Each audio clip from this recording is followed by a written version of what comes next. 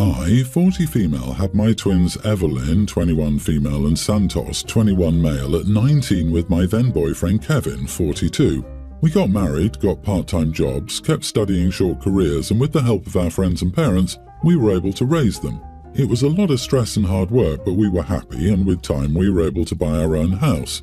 We even thought about having more children, but I refused because I almost died in childbirth. I really thought Kevin was the love of my life, but I ended up discovering he'd been cheating on me for a year around 7 years ago. I was devastated and I immediately chose divorce. He begged for forgiveness, but I refused and asked for a divorce. When he realized he could have lost the children due to this, he managed to make it look to my kids like I was the one who cheated. He paid someone to tell them fake stories and my kids cut contact with me. They were furious and they never let me explain. I swore I tried for months, hard, but they refused to listen to me. My final straw was when my son, Santos, told me that I was dead to them and to leave them both the heck alone. I don't want to victimize myself much, but I must explain how it affected me. I went into depression and alcoholism. I still survived and I almost lost my license, but I didn't care at all. As dramatic as it sounds, I remember being on top of a roof, but my mom called me. I didn't respond, but she left a voicemail asking why I was avoiding her and that she missed me. I realized how selfish I'd been. I was too focused on my own pain and didn't think about the consequences. How my mom, who raised me alone as a single mother, gave me everything she had and loved me more than anyone would. I was furious with my children for what they did to me, for not believing me. But what about me? Anyway, after crying on the floor in my living room for hours, I took a train to my hometown and confessed everything to my mother. I cried in her arms like a little baby, precisely like I used to cry in her arms as a child. I didn't realize how much I needed it. I stopped working for a couple of months and I got into therapy and rehab, but I did my best to help her around the house. I ended up meeting my now husband, Marcos, 41. I got a job in my field and we moved in together 3 years ago and adopted a kid. We weren't planning on having kids, he had none of his own, but he's a doctor, and we decided to adopt our daughter, Milagros, tween female, who lost her parents in an accident. We realized we could give her a good life together. I love her with all my heart, just as much as I love my biological kids. She's sweet, kind, smart, funny, and curious. Her presence has healed things I couldn't heal with therapy. Not that I'm using her to replace my Santos and Evelyn, but I think you can get it. Long story short, Santos and Evelyn contacted me a couple of weeks ago. After insisting, I agreed to a meeting. They drove to my town, and I admit I wanted to cry when I saw them, but I kept my cool. I just sat there. I tried to snap at them, but I thought there was no point. They asked how I was doing, but I ignored their questions and asked what they wanted. They explained how their father remarried a horrible woman who treated them really badly, how they found him intoxicated one night. He admitted that he lied about my affair and that he was the one who cheated on me. They apologized and begged for another chance, and even though it was what I wanted for years, I just didn't respond. I didn't even look at them. I stayed in silence, staring at the table for seconds. I finally told them that it was no longer my problem since, according to them, I was dead, and maybe they should have thought things through before turning their backs on their mother without even letting them tell their side of the story. They kept crying and apologizing, but I stopped them. I said, I don't have time for this stuff. I have to pick up my daughter, and I left the money on the table. They were shocked to hear about my daughter, but I simply went to pick Milagros up. They kept trying to contact me, but I ignored them. They showed up at my house and talked to my husband, and they were surprised by how nice Marcos was to them. I thought about the situation, talked with my closest friends, mom and husband, and concluded that I needed to make things right. I invited them to my house when I was alone with my husband, and I apologized for snapping at them. I told them I was sorry for how they were suffering, but I still wouldn't be able to forgive them. You see, I still feel a grudge and resentment towards them I can't control, and I feel like it will not go away. They kept trying to change my mind, but I stood my ground. I gave them 2 envelopes full of cash for the years I missed, and I told them I loved them with all of my heart and that wasn't going to change. I wanted them both out of my life. They were hurt and tried to argue, but I clarified that they showed me how little I meant to them and that no matter how much I loved them, I didn't want them in my life after what I went through because of them. My husband politely asked them to leave me alone. I admit I cried in my husband's arms, but it was something I needed to do. Santos and Evelyn still can't accept my decision. They asked every person close to me to convince me to reconsider, even my mom, whom they ignored for years. My mom did snap at them. Of course, they're her grandkids and she loves them, but I'm her daughter and that's other words. She wasn't nice to them, called them entitled, and said that after all they put me through, the least they could do would be to leave me alone and face the consequences of their actions. Anyway, some of my friends found out about this, and they're telling me that I'm overreacting. They're just kids who made a stupid mistake, and I know that, but that stupid mistake almost drove me straight to my death. I don't think we can have a healthy relationship if I hold a grudge against them. I wish I didn't, but I can't control it again. Am I the idiot for refusing to forgive my kids? Not the idiot, but for now, do what you must do for your own peace. Your life was practically destroyed, and your family threw you away. You are obviously traumatized. People who have suffered so much sometimes need peace regardless of who played what part in their torment. They were lied to and used, of course, and maybe one day you can talk to them again, but take things at your own pace. For now, ask yourself this. Now that your children have lost both their parental figures and have been outright disowned like you were, what are you going to do if one of them goes down the path you went through? The affair happened 7 years ago, and the kids were like 14. Her kids threw her away because they were manipulated by their dad. They weren't just lied to, they were manipulated into hating their mom. She gets to feel hurt, but they're also victims here. These literal children were going through a traumatic life event. It's not the child's responsibility to meet the parents' needs. That's why parental alienation is a real thing and weaponized to get back to the other parent. Now, on to the main topic. She can choose to not have contact with them. It's her choice and right. But it still makes her an idiot for holding two teens accountable for her actions. The kids don't deserve as much sympathy here as you say.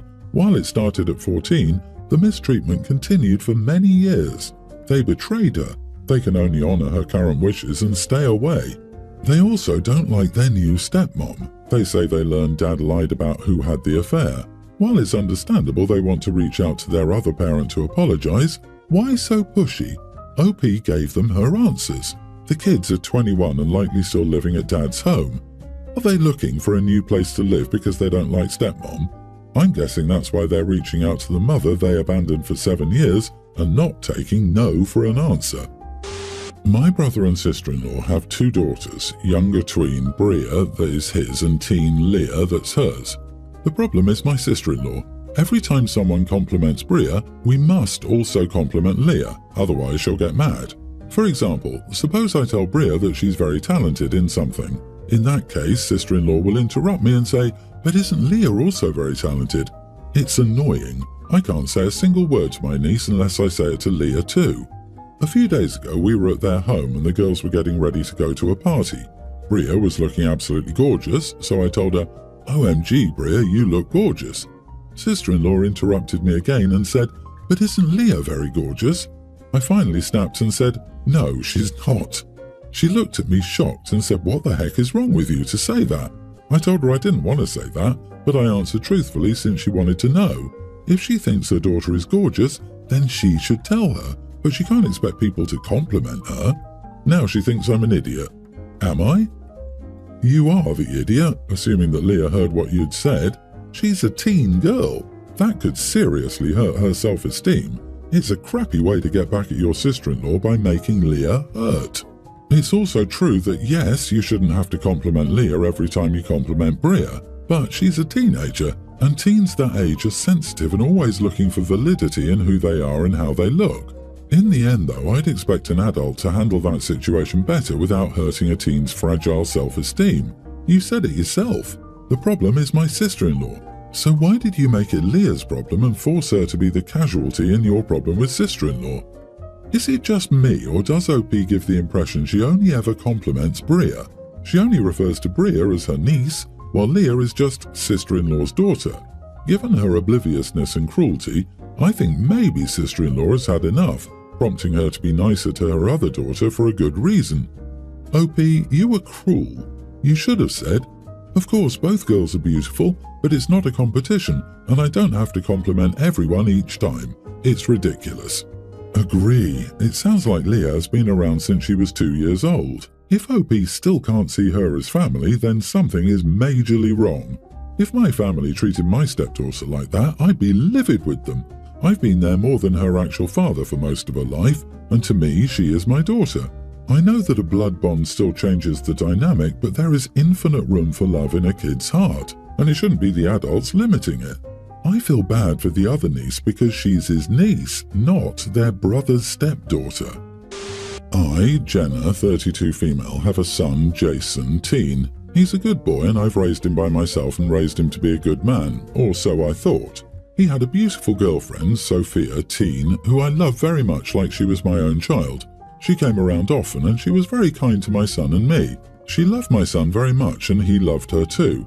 He always told me how pretty she was and how much he loved her, and I thought it was very sweet. I had a high school sweetheart too, who is Jason's dad, but we unfortunately got a divorce. Jason and Sophia's relationship reminded me a lot of my ex-husband and me. I heard my son talking to a girl from his room on the phone as I walked up to tell him that dinner was ready. I asked him, "Is that Sophia? Can I say hi?" He said it wasn't Sophia, it was his girlfriend. I was shocked by these words. I would never imagine my son cheating on a girl who loved him very much, and he loved her too. I said, "Get off the phone and come down, dinner's ready." As we sat down for dinner, I chatted with him. I confronted him about the girl he was talking to. I said, "Who was that girl? You have a girlfriend, you can't cheat." He just simply replied, "I can do whatever I want, they're just girls, I don't care about their feelings." I was speechless. I can't believe my son said that. I raised him to be a good boy, not an inconsiderate boy.